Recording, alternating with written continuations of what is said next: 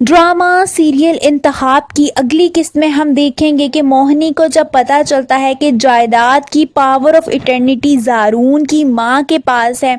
जायदाद तो मोहिनी के पास आ गई मगर उसकी पावर अब भी उसकी सास के पास है।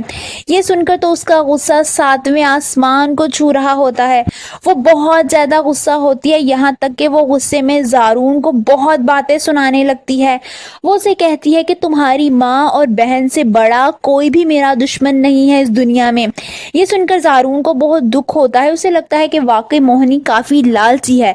वो मोहिनी को कहता है कि तुम पर जितना एतबार मैंने किया था तुमने सब तोड़ दिया। ये कहकर वो गुस्से से बाहर चला जाता है। वहीं मोहिनी परेशानी के आलम में बेड पर बैठ जाती है। उसे यकीन नहीं आता कि ये सब कुछ उसके साथ हो सकता है और उसकी सास इतना बड़ा ड्रामा रचा सकती है। वहीं दूसरी तरफ मोहिनी की सास बहुत खुश होती है। वो अपनी बेटी साशा से कहती है कि ये मोहिनी जैसी लड़कियां घर बसाने के काबिल नहीं होती। ये लड़ाई झगड़े देखना जल्द ही तलाक पर ख़त्म हो जाएंगे। दूसरी तरफ बाबर साहब घर आकर सबको बताते हैं कि मिर्ज़ा साहब दूसरी शादी कर रहे हैं। ये सुनकर अयान हैरान रह जाता है कि उसका बाप उसकी माँ के मरने के फ़ौरन बाद दूसरी शादी करने लगा है, वो भी इस उम्र में। दूसरी तरफ हम देखेंगे कि साशा और मोहिनी की काफ़ी बहस हो रही होती है। साशा मोहिनी का काफ़ी मजाक उड़ाती है। जो मोहिनी उसे गुस्से से कहती है कि दफ़ा हो जाओ यहाँ से, मेरा मुकाबला तुम क्या तुम्हारा पूरा ख़ानदान भी उठकर आ जाए तो नहीं कर सकता।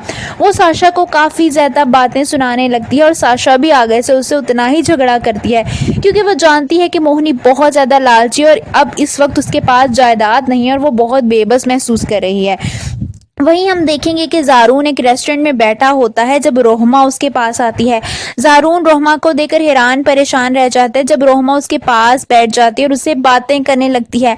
आप सबको क्या लगता है कि रोहमा का यूं ज़ारून की ज़िंदगी में एक दफ़ा फिर से आना क्या उसे वाकई ज़ारून की ज़िंदगी का हिस्सा बना देगा और क्या ज़ारून मोहिनी से दूर हो जाएगा? कॉमेंट्स में अपनी राय का इजहार ज़रूर कीजिए।